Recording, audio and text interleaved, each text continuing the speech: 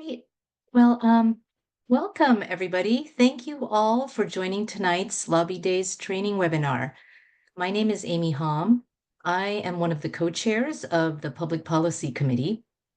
And tonight, you're also going to be hearing from the wonderful Missy Maseko, the other co-chair of Public Policy, Kathy Van Osten, our indispensable legislative advocate who makes all of our legislative advocacy work possible, and Jeannie Hatfield, co-chair of the Lobby Days Subcommittee. As we go through the presentation, please submit any questions into the Q&A. Missy is going to be managing questions, and we will be pausing periodically throughout the presentation to answer your questions.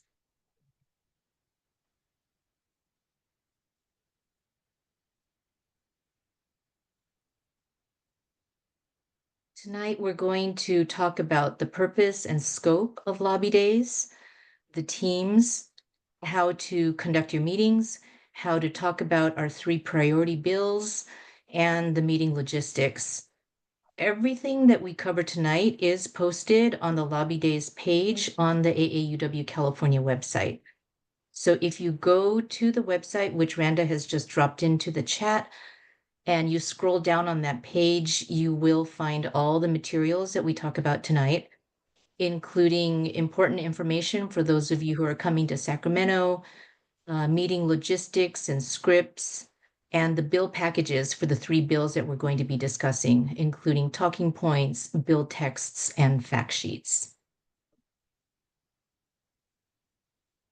We have had overwhelming interest in this year's Lobby Days event, which is just absolutely wonderful. There are 66 participating branches. 84 people are coming to Sacramento for in-person meetings on April 8th. 102 people are participating in Zoom meetings on April 9th. And the team is currently working very hard to schedule meetings with almost all of the 80 Assembly and 40 Senate offices. The Sacramento teams are going to have approximately 3 meetings, and the Zoom teams will have anywhere from 1 to 3 meetings. Purpose and scope of Lobby Days, first of all, it is a wonderful opportunity to get to know your legislative offices. It's a chance to acquaint your legislative offices with AAUW, AAUW California, and your branch. And it's an opportunity for you to advocate on behalf of AAUW California's top 3 priority bills for 2025. Some reminders. Please know that most of your meetings are going to be with staff rather than with the member. It's a very busy time in the session, and most members will not be available to meet with us. Many of you will get to meet with one of your own legislative offices, but many others of you will not. Because we have a total of 49 teams, with many teams sharing the same legislators, it was not always possible to pair people up with their own legislators. But please know that the legislative offices consider these meetings to be important, even if there are no constituents on your team, because you're representing AAUW California, who is a sponsor or a supporter of these priority bills that we're talking about. There are 23 Sacramento teams and 26 Zoom teams. Teams were formed based on shared legislators where possible, and we tried to keep branch members together where possible. Most teams consist of 3 to 5 members, and a team leader has been designated for each team. I'm now going to turn it over to Jeannie Hatfield. Over to you, Jeannie. Okay, thank you, Amy. The next half dozen slides will cover the team leader and the team member responsibilities and the structure of the meetings. To many of you, this will be familiar, but for those of you participating for the first time, we think you'll find that they guide you step by step through the process. So team leaders and team members have all been identified, and you should have received notification of your teams. Ginny, Yes. sorry to interrupt. Why don't you turn your camera on so that everybody can see you? Oh, sorry about that, folks. There we go.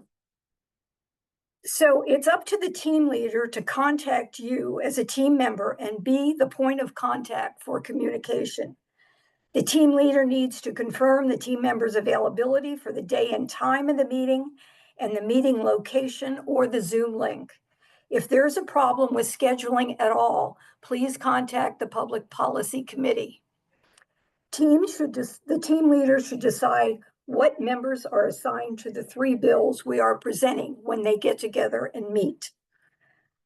They should also arrange a virtual, a phone, or maybe an in-person meeting prior to lobby day to make sure that everyone knows their role.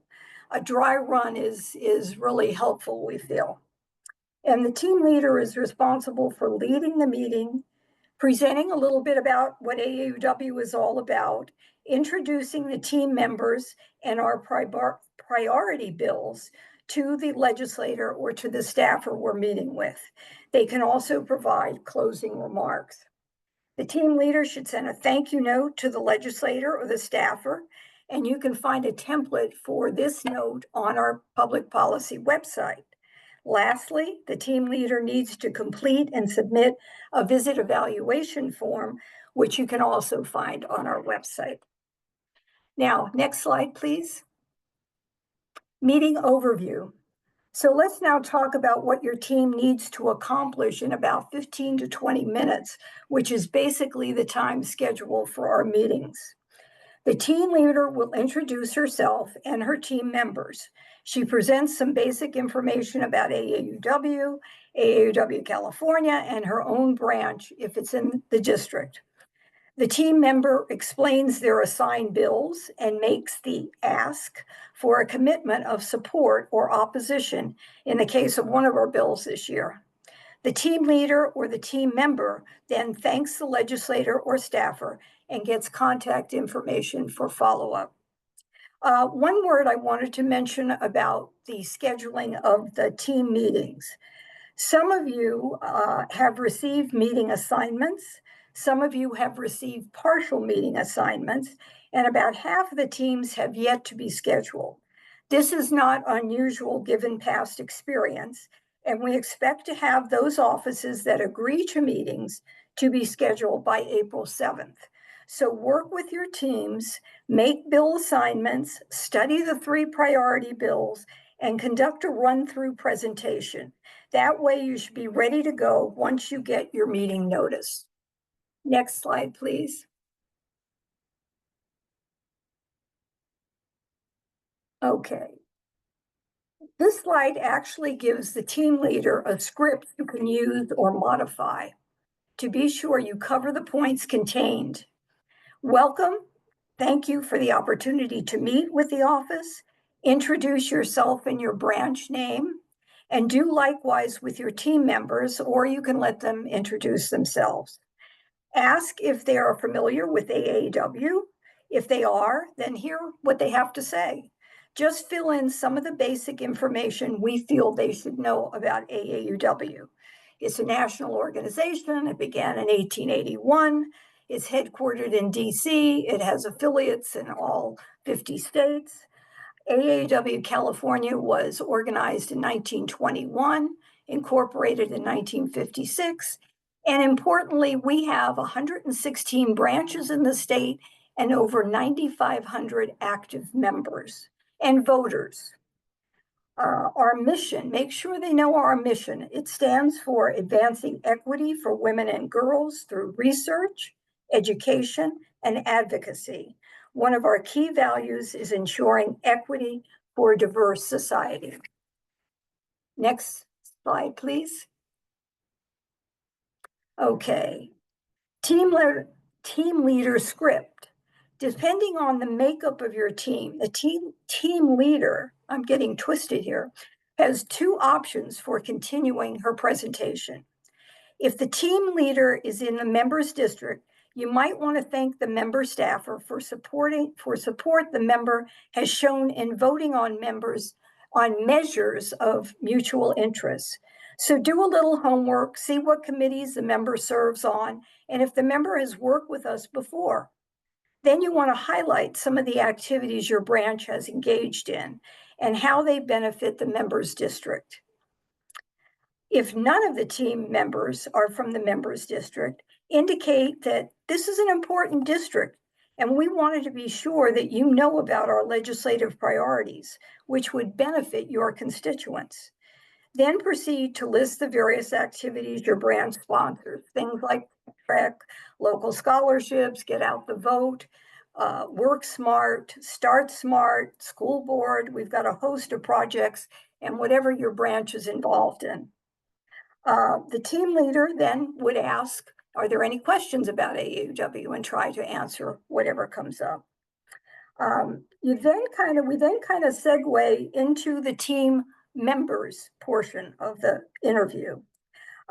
We make known that AAUW sets aside legislative agenda each year of about 30 bills we are supporting. We'd like to review the top 3 to talk to you about today. So I will now turn over to one of my colleagues who will each address one of the bills. So in this case, we go to the next slide and the team member script. So the first team member is up with the first bill to be discussed. She in turn does a brief introduction, welcome of herself. If you're from a different branch than your team leader, you should talk briefly about your branch and the activities the branch engages in that supports AAUW's mission. Segue to the bill you're presenting and then refer to the talking points. The team member asks if there are any questions that she can answer. If you cannot answer, indicate that a member of our Public Policy Committee will be glad to follow up with the office and supply that information. Lastly, make the ask and ask if the member would support the bill. If yes, great. If not, and they oppose, then ask if they could share their concerns. And in many cases, especially if you're meeting with the staffer, you might get, well, we'll take down your information and we'll pass it on to the member. Because there are so many bills introduced each session that in most cases, the staffer probably will not be too familiar with some of the bills we're sharing with them. The above scenario then is repeated with the next 2 presenters of the bill. Next page, please. Here we go to the closing. The team leader or a team member can present the closing. You can decide. If you're meeting with a legislator, you want to get the name and contact member of the staffer who's responsible for the legislation so we can follow up with responses and materials. If you're meeting with the staffer, make sure you get the correct spelling of the name and his or her contact information so we can follow up as well. So now I'm going to turn it over to Amy for some do's and don'ts. Amy. Great, thank you, Ginny. So some do's before the meeting. Do some homework and research so that you know where the member that you're meeting with stands on AAUW values.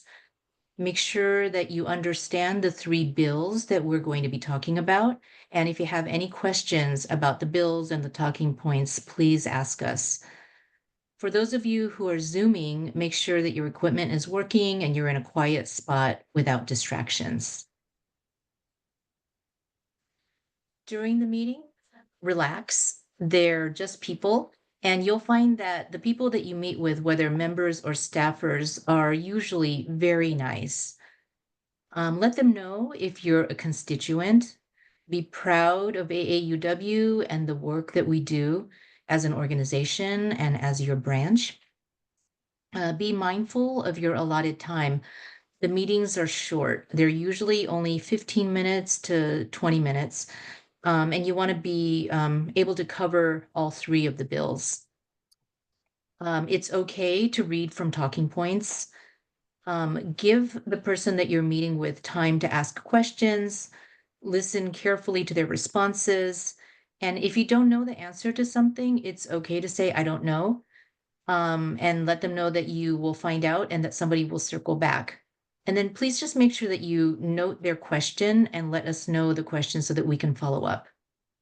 And then finally, as Ginny has emphasized, ask if we can count on the members' support.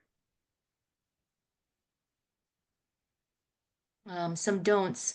If you've been a campaign contributor, don't mention that. It's a big no-no to do so. Don't be late to your meeting. And for those of you who are participating by Zoom, please be sure that you don't join your Zoom any earlier than 5 minutes before the meeting time. We have a lot of meetings that are stacked back to back on our Zoom accounts. And if you join too early, you'll terminate the previous meeting that's in progress. If the member or staffer that you're meeting with is about to speak or is speaking, don't interrupt, don't ramble, and don't eat or drink. It's only 20 minutes. Some don't forgets. Remember to designate somebody from your group to take a photo of your group if you're meeting in person, or a photo of the Zoom screen if you're meeting virtually. Always remember to be flexible because there will be last minute changes that are outside of our control. Your member or staffer may be late. They may have to cut the meeting short to run off to something else. There may be technical glitches, so be courteous no matter what. Don't forget to get their contact info. Make note of any questions or concerns or responses that you hear in the course of the meeting. And team leaders, please send a thank you email following your meeting. Okay, do we have any questions? Hi there. I put a few questions in the chat for us. So I'd say one of the questions is, how can we find out if the legislator has worked with AAUW prior? Does California have records? We have some of the legislative agendas from past years where you can look to see if any of the bills that were on our ledge agendas were authored by the member that you're meeting with. Thank you very much. Next question. What if you know from the get-go that the legislator is supportive of AAUW legislation? Is it just a matter of thanking them for their support? I think you still want to take the opportunity to explain the bill to Yep. them. And if the person that you're meeting with is already familiar with the bill that you're talking about, you don't have to go into it in a lot of detail, but I think it's worth telling them what the bill is about and why we're supporting it. And I think the last question that might be, a lot more came in, so I'll give you one more and then I'll see if the other ones slot into the other sections. One next question, does AAUW California have a rating of legislators on where they stand on our issues? That might be a KVO question.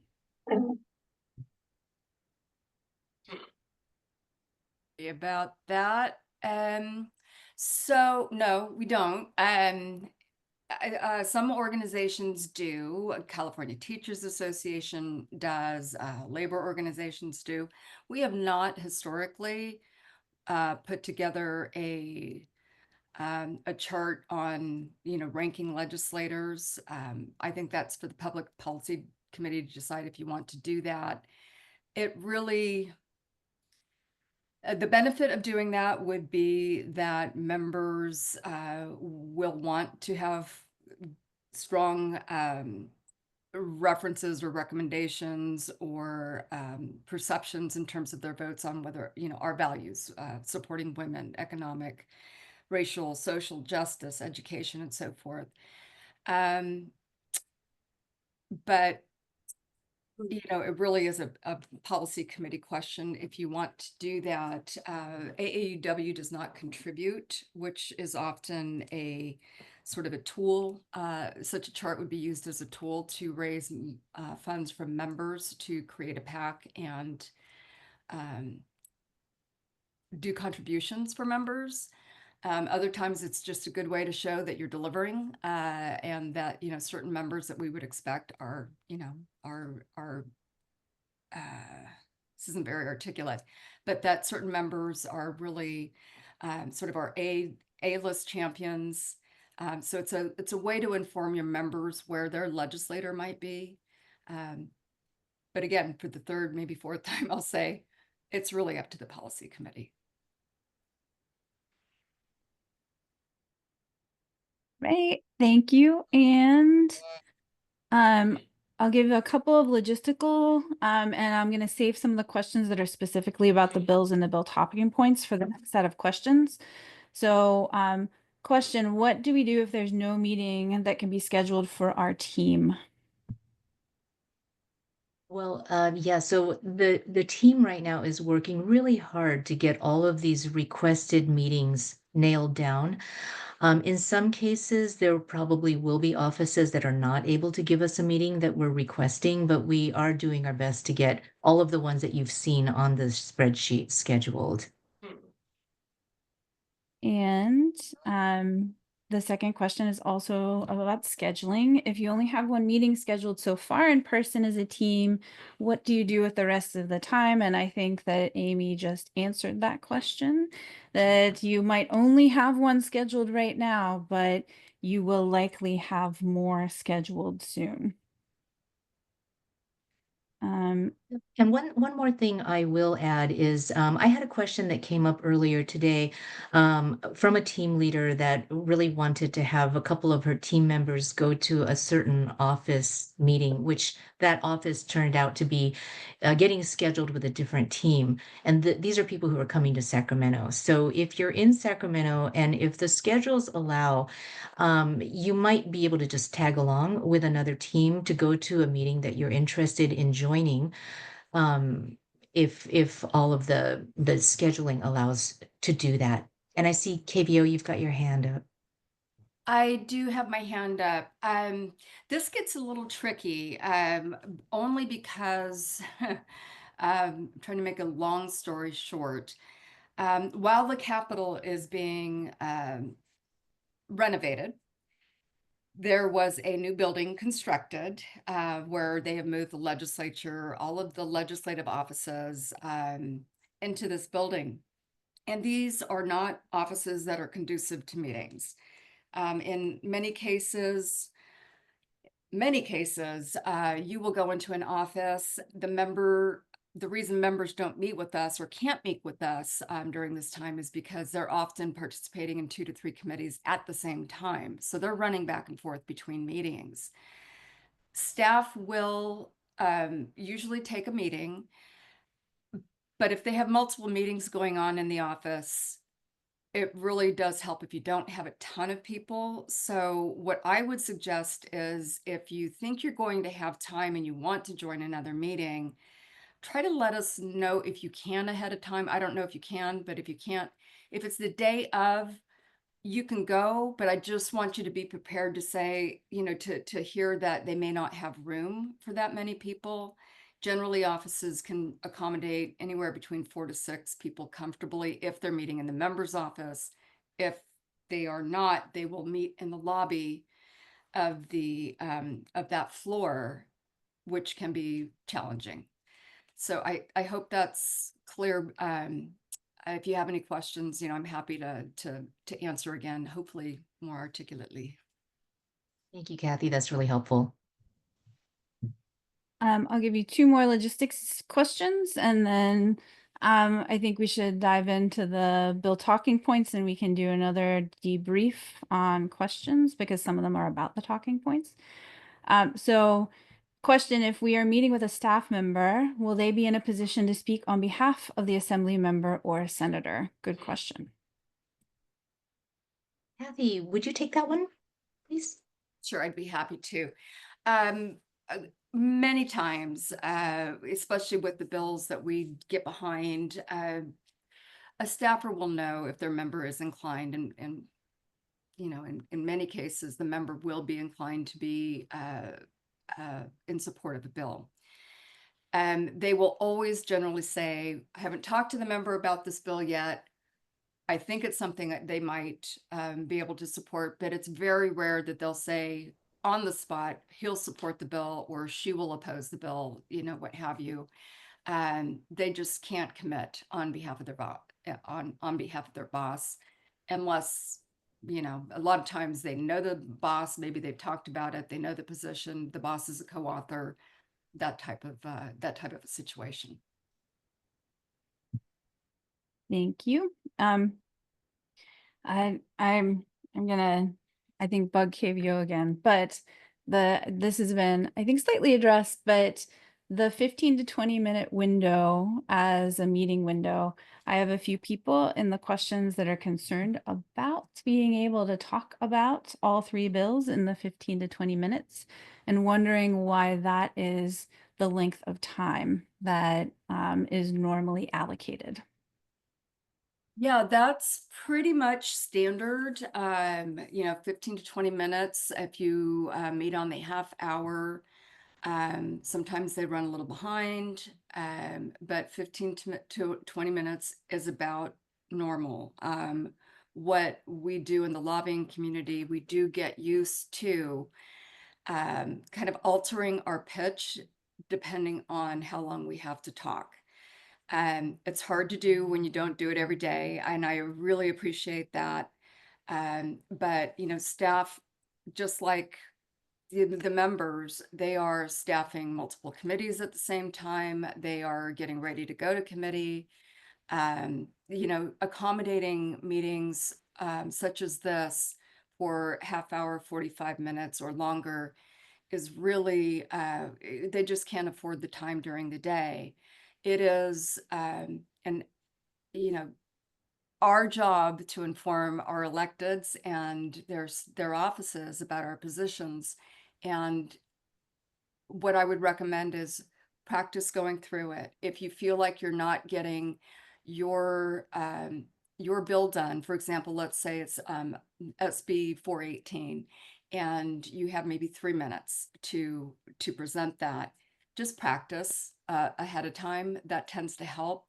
You might be able to weed out a few words in your own style that don't feel correct to you. Also be prepared. Sometimes you come in and a staff has been called to a meeting, or you know, the member's been called to a meeting. You may have as little as 10 minutes. So the advice I can give you is just be as familiar as you can with the materials that you're presenting, and be ready to pivot if you have to. It's not always comfortable. I can tell you, staff and members do the very best they can to meet with you, to spend time with you, and hear what you have to say. You'll have people who will be very engaged. You will have people with glazed over eyes because they've been up until midnight the night before, what have you. But just know that, you know, your work is valuable and it's important, and it's critically important that they hear from you. Thank you very much. I'll give some pieces of advice that are in the Q&A.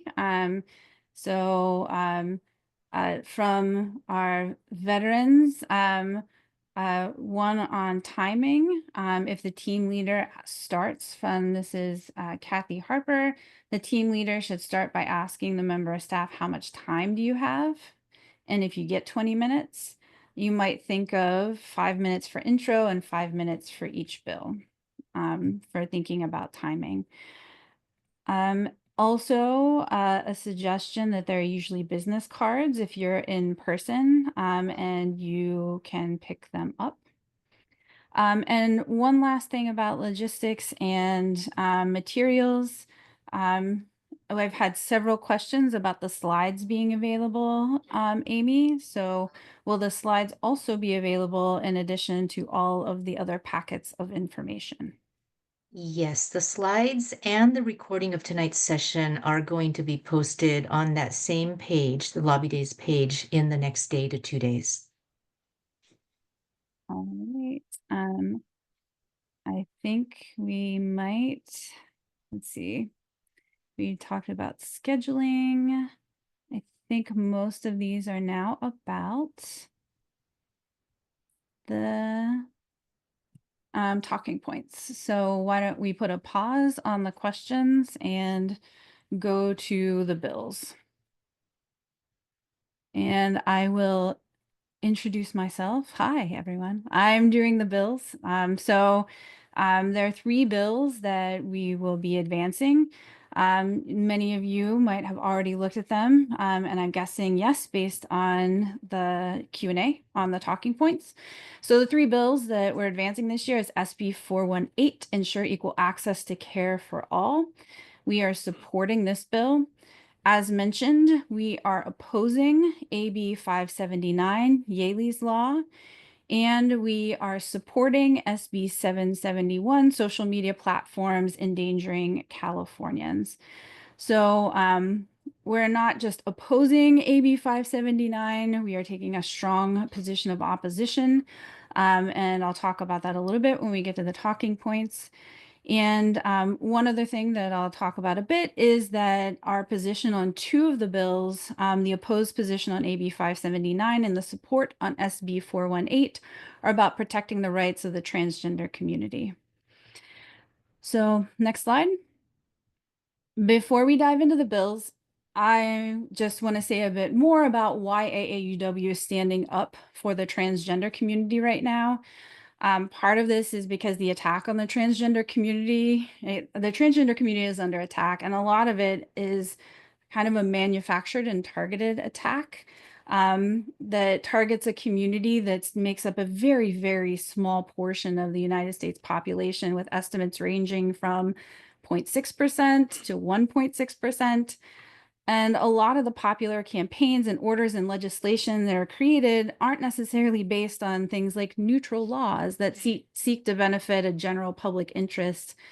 As one federal judge noted, some of the laws and some of the things that are being advanced are, quote, dripping with animus, meaning that they are filled with hate.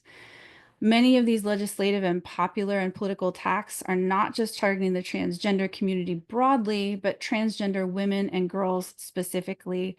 And that's not surprising because the regulation of transgender bodies is frequently focused on trans women and on regulating femininity, not as broadly on trans men. For instance, looking at how we're regulating or attempting to regulate sports. So AAUW's mission is to advance gender equity for all girls and women, because all girls and women have historically been marginalized on the basis of gender, but feminized and gender-based forms of marginalization are what we would call intersectional. And what that means is that for some people, marginalization occurs in many ways and in many layers at the same time.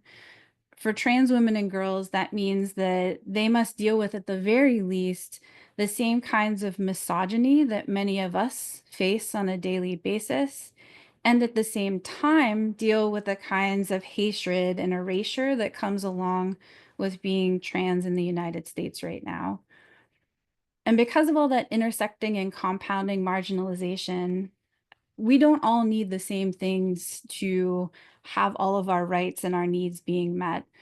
There are often specific members of our community who need different kinds of support and at times extra support. Right now, that's the trans community, trans women and girls, who are currently facing all of that animus socially and legally. So when AAUW says that we support all girls and women, that means we also always support transgender girls and women, and that we offer them extra support right now, because this is a time when their need is the greatest. And I will say that also supporting trans rights is also supporting many of the rights that this organization has fought to attain over many years. The struggle for trans rights is inseparable from broader attempts to restrict women based on gender stereotyping, regulating our ability to access certain spaces or get a business loan without a man's signature, or our likelihood to be promoted based on assumptions about our emotions and abilities and judgments, and whether or not we're feminine enough or too feminine. So now is the time to support our trans friends and our trans family. And so I will take you to our first bill, Bill 418. So this is ensuring equal access to care for all. This bill, SB 418, would prohibit health plans or health insurance providers from denying coverage or denying benefits to a person based on their race, color, national origin, age, disability, or sex. Sex here includes sex characteristics That means intersex traits, pregnancy, and gender identity. In preventing discrimination in healthcare coverage, so what 418 would protect is anyone who is subject to discrimination generally and sex stereotyping specifically. And it would protect them from losing coverage or being denied benefits on the basis of sex. So as we just mentioned, things like gender and sex stereotyping includes labeling a person's appearance or actions as somehow problematic, as not feminine enough, as too feminine, based on these kinds of really unscientific beliefs about sex and gender.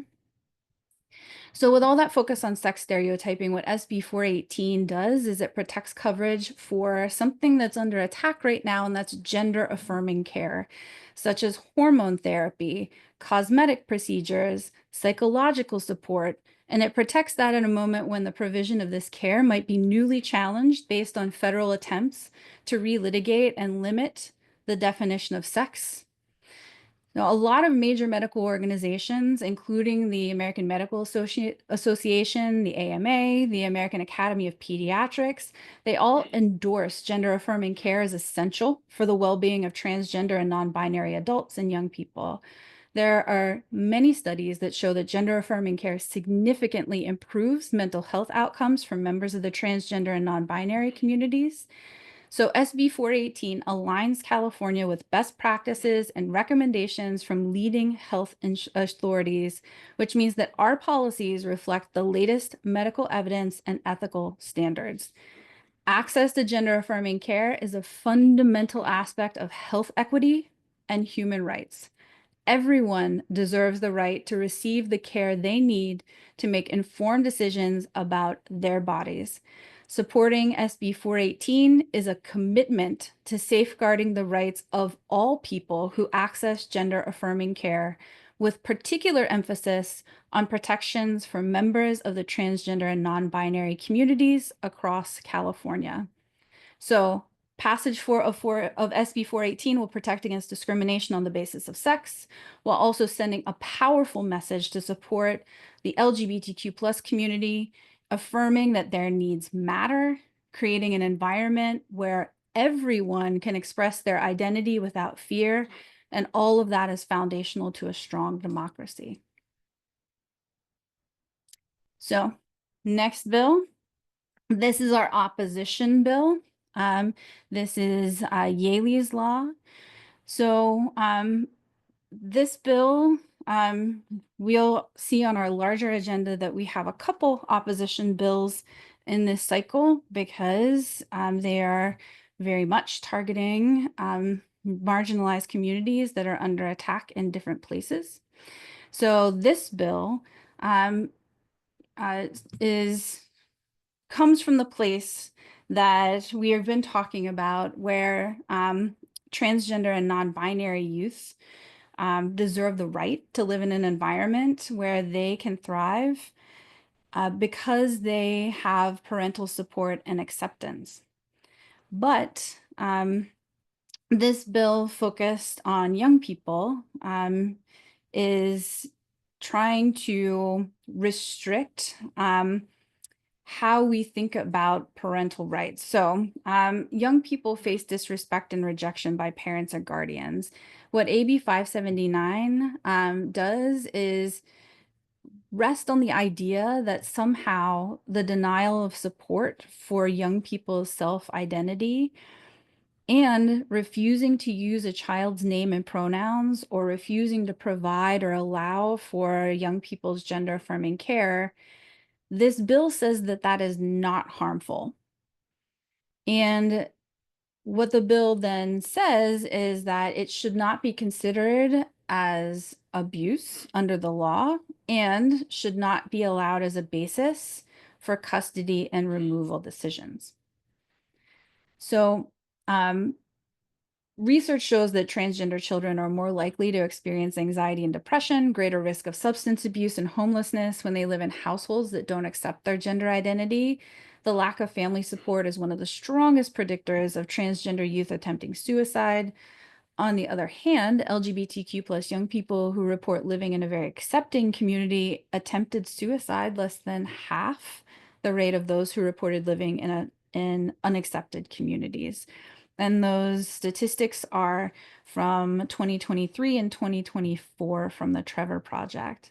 While the rights of parents are important, when children are threatened by those who should be protecting them, their health and safety outweigh the right of parents. Because every child deserves to be protected from emotional and physical abuse, including the right to be removed from a harmful household to a more healthy and supportive environment, and because children who suffer harm inflicted by their parents or guardians deserve access to the legal remedies afforded to other children who suffer parental abuse, we're asking you to oppose Assembly Bill 579. So our last bill is in the same orbit, but is focused more explicitly on hate. So Senate Bill 7071, social media platforms endangering Californians. So AAUW of California is a co-sponsor of SB 771. And what this bill does is respond in part to some of the changes that have been made at major social media platforms in this year. So it clarifies that social media platforms might be liable for civil penalties under existing laws if their algorithms or AI help individual users who are engaging in already unlawful intimidation of others in online spaces. So it's the laws already exist, and this is clarifying the liability of the platform. According to a 2024 report by the Government Accountability Office, a substantial number of internet users have experienced online hate in the recent past. And while hateful speech is problematic, it's not illegal, but it can cross the line into illegal action. So research has shown that online hate has real-world consequences as people are radicalized online, as hate speech proliferates, hate crimes in the real world increase as well. UCLA has the Organization for Social Media Safety, or SMASH. They indicate that a lot of the hate speech encountered, especially by young people, is hate speech that targets race and ethnicity and gender and sexual orientation. And FBI reports on hate crimes mirror the same kinds of statistics in terms of targeting. So hate speech is illegal when it threatens others.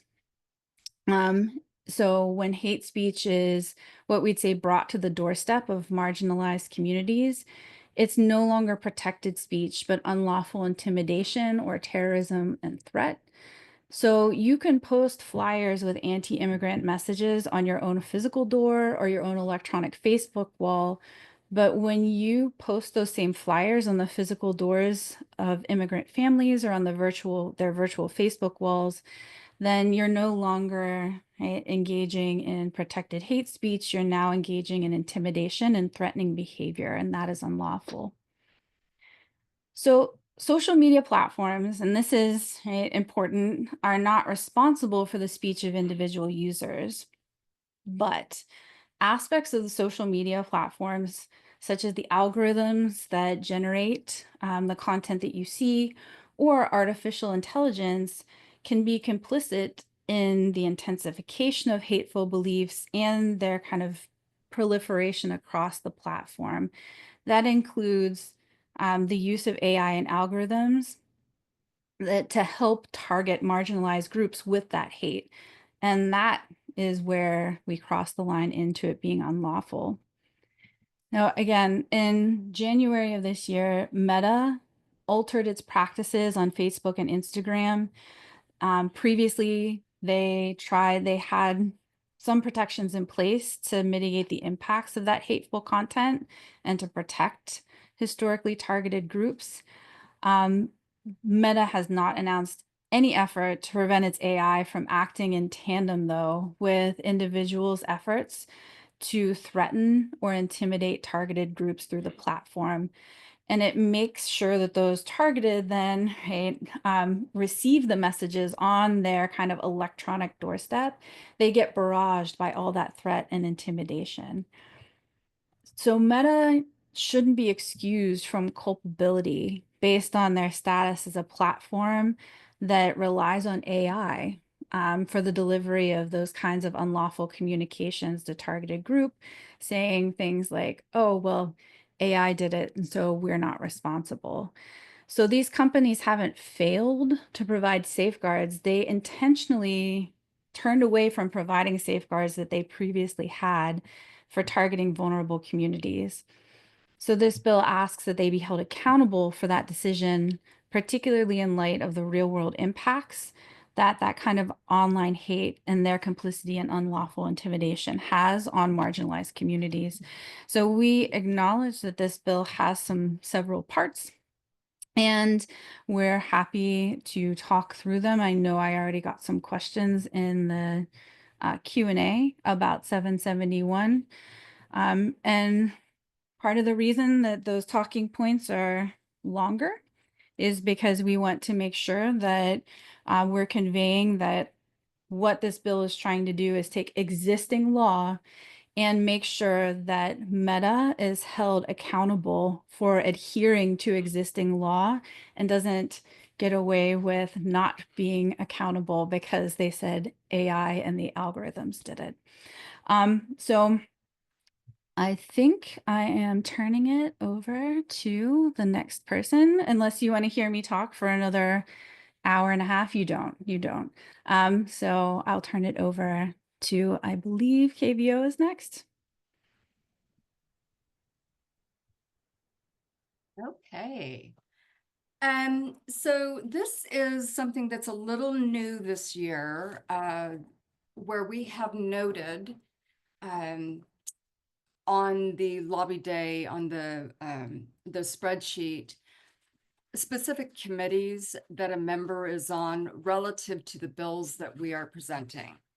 So what we would like to do, it's always nice when you're in a meeting with a member, if there is a set date, which means the bill has been set for a specific day to be heard in the coming weeks. And for two of our bills, last time I checked over the weekend, they had not been set.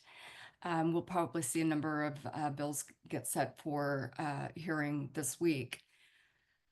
It's always nice when you can refer to a member and just say, you know, you sit on the health committee, SB 418 will be heard in that committee on a specific date. And I believe I think that one was, yes, so I've got that in here. 418 will be heard on April 9th, and the Senate Health Committee. Little side note, AAUW has been asked to not only testify in support, but be one of the main presenters on the bill. We're not a co-sponsor, but the author's office has reached out to ask us to make that presentation for both Health Committee and Judiciary Committees. So I'm very happy about that and excited about that. It's always nice when you can just point to either the bills coming before you soon, or if it's in a different house, for example, an assembly bill going to a Senate policy committee, they're not going to see them until this summer. So you can, if it's a bill from the opposite house, you can always say you'll hear that later in the legislative year. And that way, it just gives them a little bit of ownership in terms of, oh, okay, that's great. I'm going to hear it in policy committee. Policy committees are really critical for the entire House because bills that pass policy committees, members who otherwise won't vote except when it comes before them on the floor, they look to those committees and the votes on those committees. So they take a lot of responsibility when they sit on one of those committees and you're telling them about a bill that they're going to hear, especially if it's likely that they'll be on the same page as your position.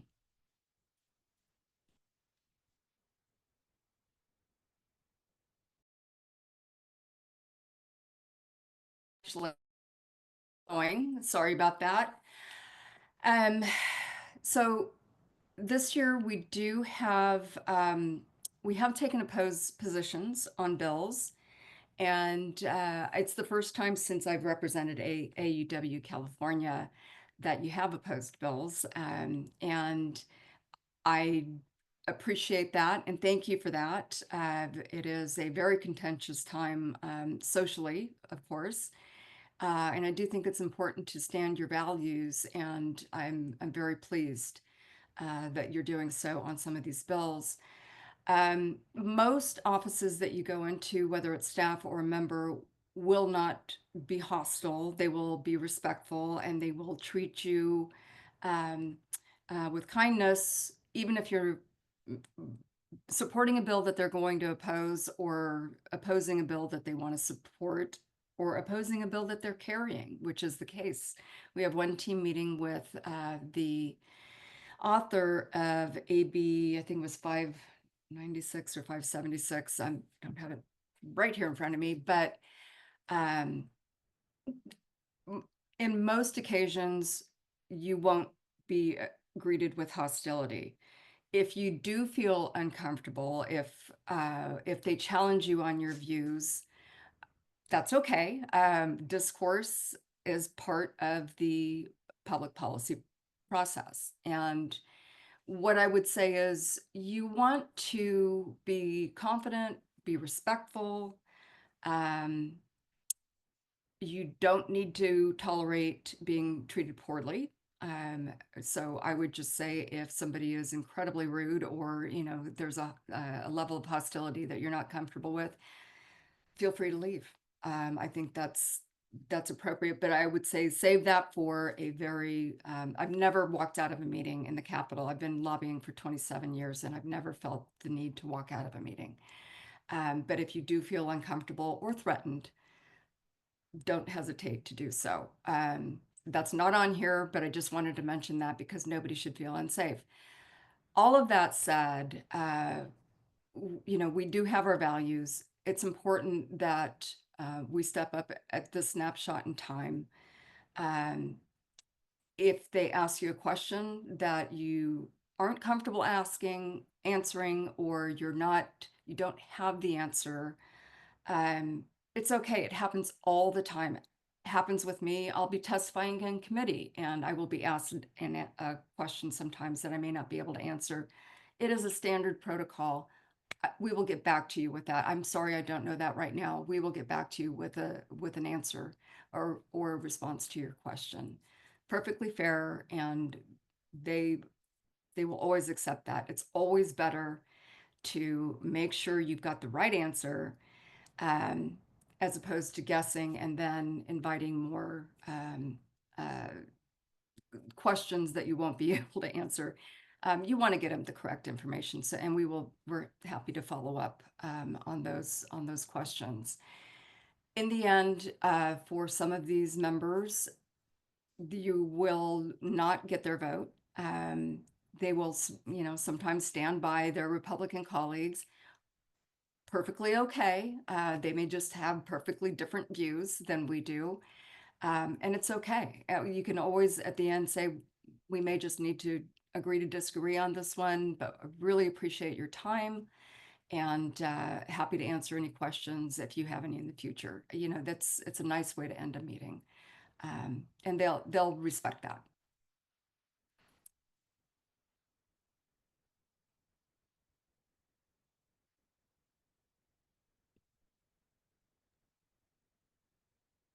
And it's time for questions. Okay. So, first, so we have a couple of questions, about, let's see.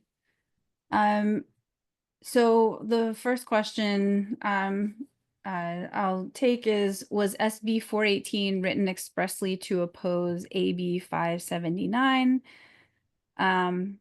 And I am not sure if it was written expressly to oppose it, but I think there's some back and forth between the protecting rights and trying to take them away bills. But I'll let KVO expand on that. Yes, the quick answer, No. A lot of these bills, members will come up with them over the interim, the interim being September, October, through January, when the legislative session begins again. Um, there are not a ton of these bills, but there are definitely those who are stepping forward on this particular issue, some for political reasons and others to protect, the rights of the transgender community. Um, s- More often than not, you won't see a bill introduced to rebut, for lack of a better term, another bill until a little bit later in the session. It could be months later, a bill would get amended. Generally, members don't do that. And one of the other reasons that they're not doing that this year is they're only allowed to introduce in the assembly, I think it's 35 bills for a 2-year session. So they are holding that very, very closely and most preciously to introduce bills that they passionately care about and that they want to advance. So you generally not in response to somebody else's bill.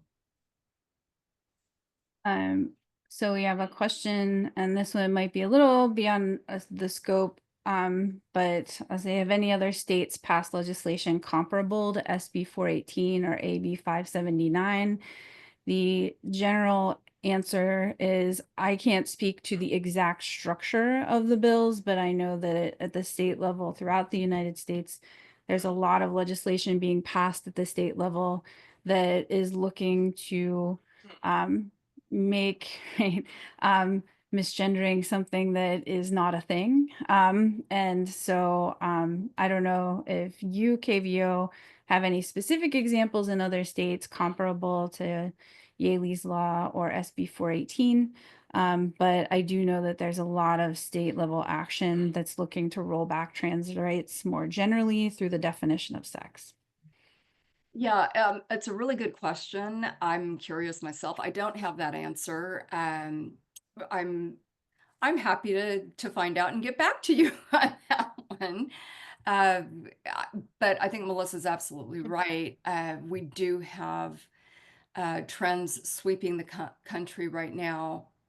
A lot of states probably aren't going to go into this level of detail on this particular issue, but others will. But I'm happy to put a call in and see if we can find out who's doing what where. I think it's a really good question. And I'll say a good resource for that is, and I can drop them in the chat. The Human Rights Campaign has a map that looks at attacks on, by state. The ACLU has one, and there's also one called the Trans Legislation Tracker. So I'm happy to share those as places where you can also look. KVO, you ready for some more SB 418 questions? Sure. Okay. So we have one from Nancy that says, exactly what does SB 418 change from the status quo? California already has significant and important legal protection. Is this just a what if Trump does something overreaching kind of bill? I'm just taking a quick look at the bill just to make sure I'm answering this correctly. While you're doing that, I'll drop these legislation trackers into the chat. Okay. So what California has been doing and will continue to do is, for example, reproductive rights is a really good example. For the past several years, 3 to 4 years, California has been, well, since we had the Supreme Court decision a few years back, California has been step by step amending statutes to protect our right to choose, to protect doctors and health practitioners who, perform these types of services, to protect those who are coming from out of state, who have laws that say if you go out of state to get an abortion, we will track you down and we will prosecute you. California has passed legislation, which we have supported, that says no, in California, this is not against the law and you can't prosecute them, period. And we enshrined it in the Constitution and so forth. The SB 418 is another example of basically belts and suspenders, doing everything the state can to make sure that those in the transgender community are protected and that they receive the services that they need, to live a happy and full life. And so 418 will require plans to cover the services. They can't deny the services. If services are provided by a hospital, if they are, usually they're not spelled out in a plan. I would have to go back and double check on that. But this is a bill that will ensure that they cannot be denied. Right now, California law says you can't be denied the care by a practitioner. I don't know that we have anything in statute in particular, and I'll have to go back and verify this, but that requires an insurer or a health plan to provide certain types of coverage. For the most part, this isn't an issue around the state. There are hospital systems that are come out of a religious-based organizations or just religious affiliates that don't want to provide abortion services, don't want to provide transgender care. So this plan just says, if you don't provide it, you have to cover it. So I hope that's helpful. I'm happy to go into a deeper dive on this and get you exactly, what's currently covered and what this bill covers beyond existing law. If that's helpful to you, I'm happy to do that. And the only thing that I can add is that there is a current challenge in front of the Supreme Court on gender affirming care for trans and non-binary youth. And so that would be, might also, if we're thinking about part of the calculus is what is happening federally, and how that might impact. So because some of the questions are about, is this kind of just shoring up? I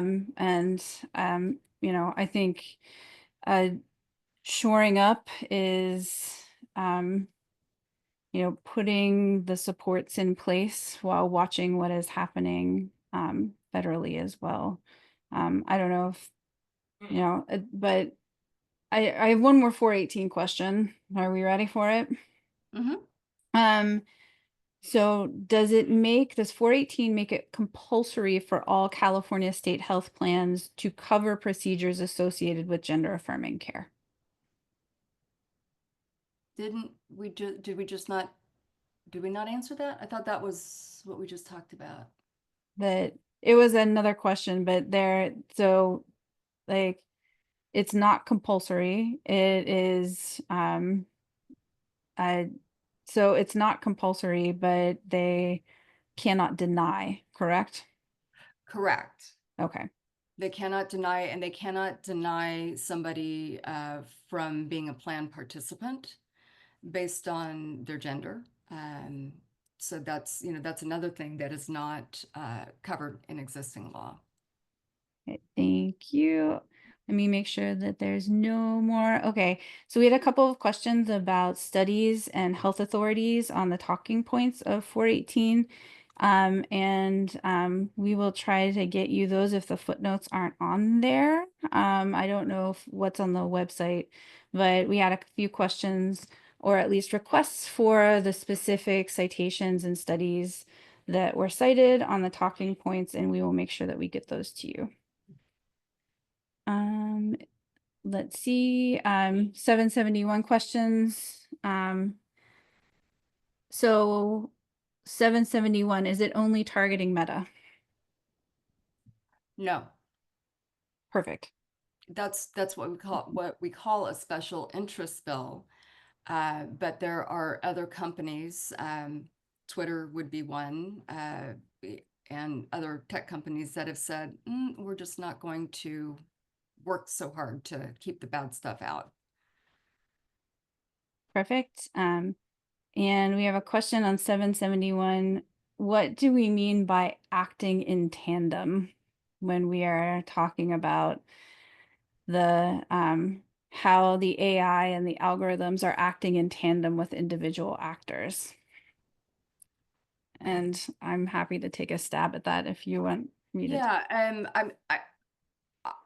I can answer it. There's sort of a technical response, and then there is more of a policy-oriented response. But I'm going to let you take a stab at it, Melissa, and I'm going to go back and see if there's a definition in here. All right. So when we're thinking of acting in tandem, this means that if you as an individual person, hey, put something up on your wall that is hate speech, then that is your hate speech, right? But when you have AI and algorithms that are using formulas to create an emotional response in users, and they take that kind of hateful speech and work with an individual who is trying to target specific people who are mentioned in the hate speech, then the AI and the algorithms are working in tandem with an individual who is looking to threaten or intimidate others. That is my understanding of acting in tandem. Yeah, and I would support that. I just double checked. It's not, the word isn't even used in the bill. I just wanted to see if it was in there. But yeah, you're essentially facilitating the delivery, which is why this bill is unique. So I'm going to leave it there. I don't want to say more and confuse people. Okay. There were a number of questions about who Yaley was.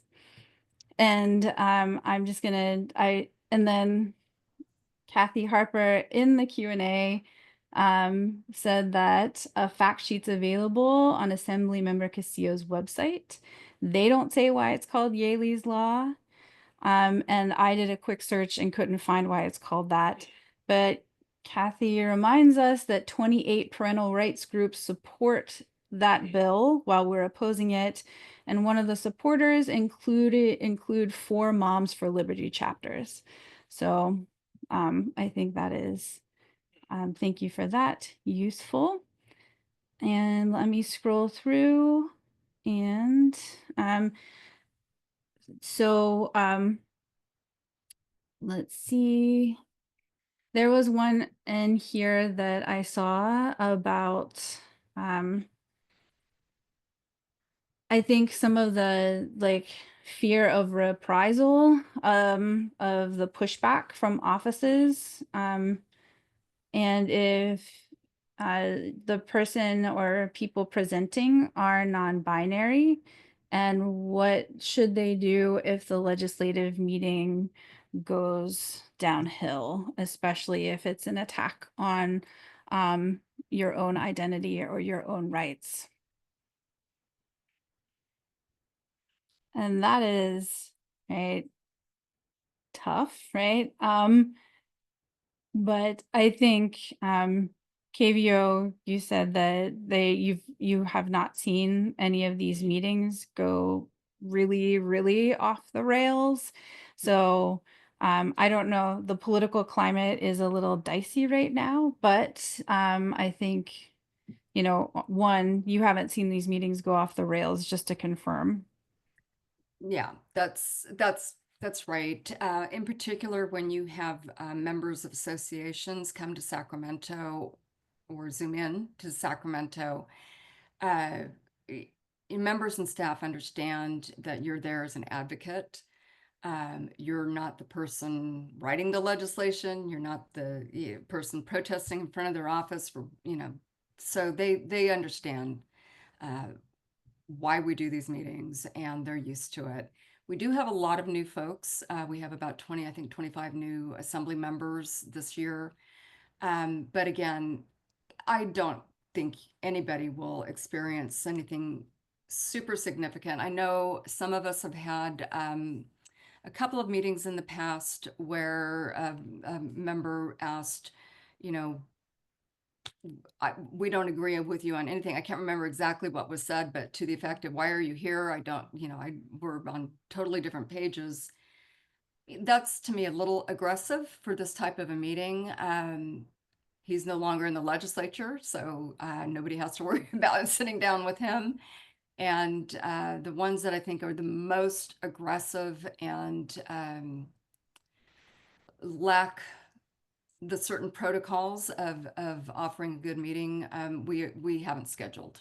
I'm thinking of one or two in particular. So yeah, I don't anticipate you guys will have any issues. And the last part of that question is, our personal, right? Is one's personal connections to those bills a liability or a boon? And this is just my personal opinion, that personal connections and passion for the things that we're advancing and opposing is definitely something that is positive, and sharing personal examples and personal stories is really impactful in both conflict mitigation and in advancing and kind of advancing your point in a way that is more likely to change someone's position, or at least mitigate a conflict position. Okay. I am trying in real time to look through these questions, and there's conversations going on in the Q&A. Y'all can't shut down the chat on the AAUW folks. They're gonna just do it in the Q&A. Excellent. Okay.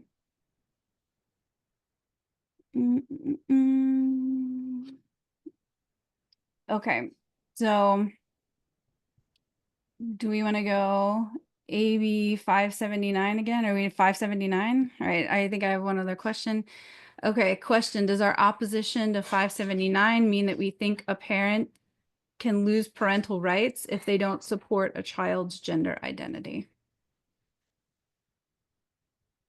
So the reason that this bill is being defined the way it is, for those who are mandated reporters, which includes teachers and those within the school system, if they see a child who is either physically manifesting, something, bruises, what have you, fairly consistently, or if they are exhibiting some emotional behavioral issues or shutting down, if they do suspect that that child is suffering from abuse at home, they are required to report it. So it can be a question for some people, does this constitute abuse? Is it not abuse? Does this constitute neglect if a child's needs are being ignored? So it is a very political bill that one tries to highlight for some people, and I remember this argument when it came to girls under 18 getting access to birth control without their parents being notified, which can cause a lot of problems for young girls, or of age girls, I guess I should say. But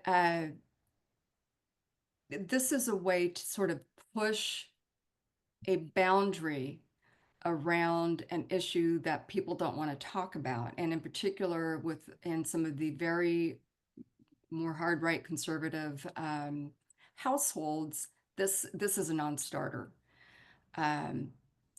this is why a lot of trans kids wind up on the streets. They wind up being trafficked. They wind up running from away from home and having really horrible outcomes, including being killed or murdered, because they are afraid to be home. So this really, I wouldn't say it's philosophical, because I think that's really kind of whitewashing it. But it is a practice where in some school districts, a school district may say, well, that's not abuse because they're in a much more conservative area, where in LA City proper or San Francisco proper, you may have very sophisticated educators who don't see a problem with where that line is. So when a child is picked up or a call is made to social services, you have to say what's going on. And this is a reason that you can report that there is abuse or neglect going on. And it's really more emotional abuse, can be physical, or neglect. You're neglecting to provide the appropriate health care for this young person. And that can be neglect if it causes emotional harm. So it's clarifying the law for consistency across the board. So that is one piece, but it's also highlighting the fact that saying it doesn't exist, saying it's a choice, saying that transgender people don't deserve rights, you can say all of that, but it doesn't make it true. The reality is everybody has the right to live their life. Everybody has a right to receive the appropriate health care they need. And this bill clarifies that for the purposes of those reporters, so that they feel confident, and social services, when they pick up the phone on the other end, will also feel, understand and be confident. Yes, it's a violation. We're going to intervene. Thank you. And there is a very robust debate, not debate, a very robust back and forth going on in the Q&A that maybe we can think about pulling together too, and just so that I think it's a good conversation that folks are having in the Q&A as well. I'm going to ask one more 418. Someone has asked, please suggest a response for SB 418 to quote, "This will scare health insurers away from our state." For 418, not so much. California is 20% of the American population and economy. Health insurers are not going to be leaving the state. And frankly, I think the only rub on this is going to be with insurers that are, I know the name, I'm trying to think of the appropriate term, but those insurers or plans that are founded in a religious context. I'm not sure how this bill handles that. I'd have to go back and look, but the health insurers are not going to leave the state. Thank you very much. Over this bill. That's a very small part of the population. Thank you very much. So there are still other questions that are about logistics and a few other questions, but I want to turn to the last few slides, and then I'll try to kind of consolidate some of the questions in the Q&A about logistics for our last set of questions. All right, Amy, over to you. Great. Thank you both so much for that. So for logistics before the meeting, you don't need to contact the legislative offices. They have received the meeting details from our team. For those of you who are coming to Sacramento and doing an in-person meeting at the Capitol Swing Space, allow at least 10 to 15 minutes to go through metal detectors, wait for the elevator, find your meeting location. For those meeting on Zoom, please don't join your meeting any earlier than 5 minutes before your meeting time so that you don't kick off the prior group that was meeting on the same Zoom account. If you have any questions about the offices that you're meeting with or any of your meetings, please email us at our public policy email address. And for any urgent issues that come up on April 8th, please call or text me. My phone number is here. And on April 9th, please call or text Ginny Hatfield. And we will try to help you with the whatever issues that you have encountered as quickly as we can. After the meeting, team leaders, please fill out the online visit evaluation form that's posted on the website and get that back to us no later than April 12th. Make sure that you note any questions or requests that came up during the course of your meeting so that we can follow up and respond. And team leaders, please send a thank you email to the folks that you met with. We are having 2 launch meetings. There's going to be a launch meeting in Sacramento on April 8th at our home base location, Kathy Van Osten's office. Or if you're not able to make it by 9 o'clock to the home base location, there is also a Zoom link. And I did send out these Zoom links earlier today for both the Sacramento launch as well as the launch that's going to happen on April 9th at 9 o'clock. And we've had a couple of questions about what the purpose is of these launch meetings. So they really are to generate enthusiasm for the day in front of you. We are going to be addressed by a member of the legislature or one of the other office holders in the state. Kathy is still working to schedule those people who are going to be addressing us, but we will have somebody interesting that's going to be addressing both of these meetings. So we encourage you to join them. And finally, if you have any last minute questions or concerns about the day ahead and your meetings, we're there to answer those questions for you. Just a final reminder for those of you who are coming to Sacramento. I think there are still about 15 of you that I haven't heard back yet. I need to find out from you what your food plans are so that we make sure that we have enough food for everybody. And please submit the food plan form that's linked here. I think Randa has dropped it into the chat. And send in a check to us to cover your food costs. And even if you don't plan to eat with us in Sacramento, please join us at the home base location. We rarely get to see each other in person, so this is a rare opportunity for us to get to see each other and be together in community. So really hope that you will come by. All right, do we have questions about logistics that we can try to address now? All right. Did we answer? How and where do we learn which legislator we will be meeting? Okay, so there have been some spreadsheets that we've circulated and they're linked in this deck as well. There's a big scheduling spreadsheet for the Sacramento teams, and there is another spreadsheet for the Zoom teams. So when you receive this deck, which you'll be able to access on the website by tomorrow, please look at those sheets and you'll be able to see what is currently being requested for your team and which of those meetings have been confirmed.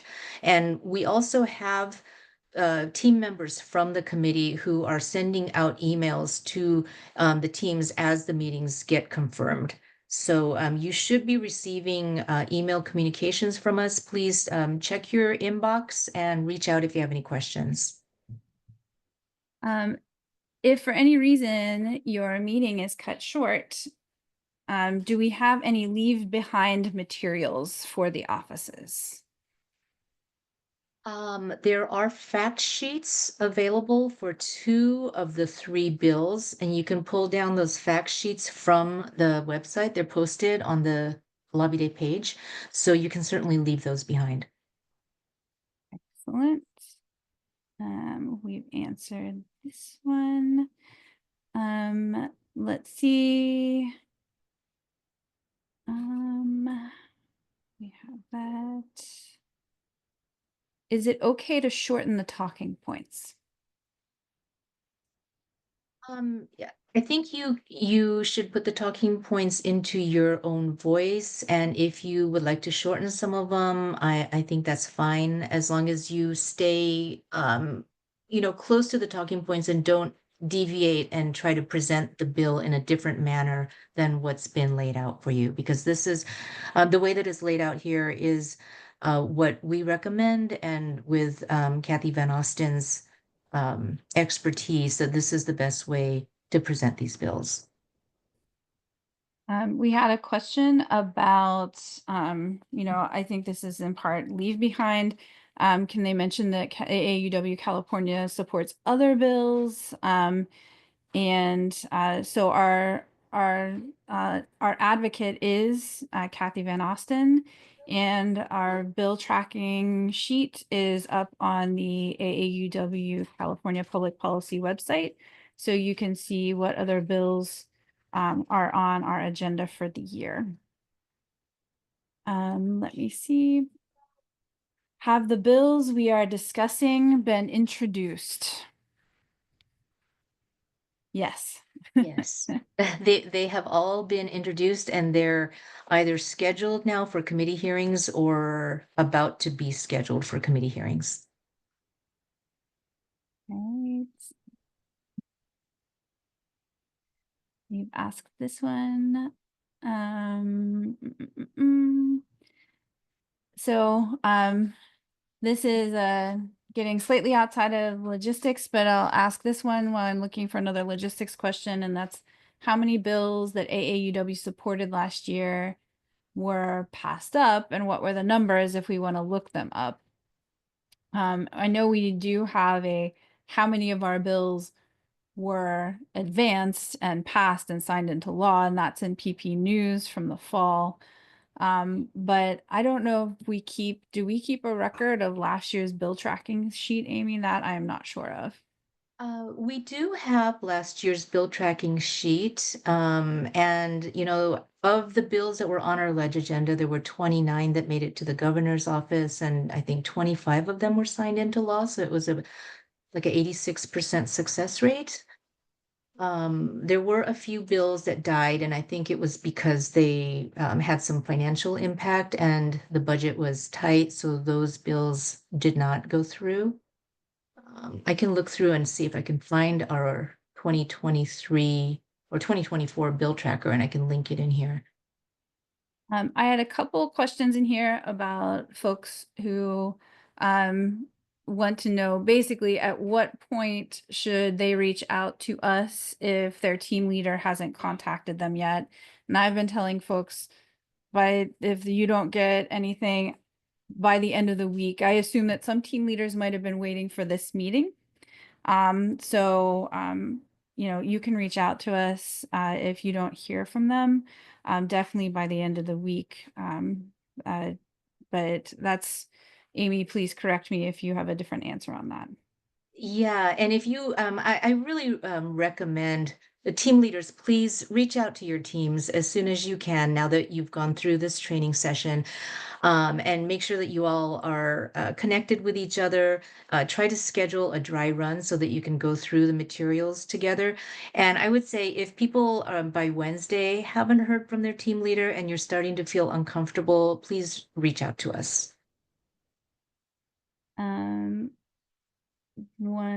Okay, there's a great back and forth in this Q&A. I kind of want to pull it out. I wonder if we can put it somewhere about Yaley.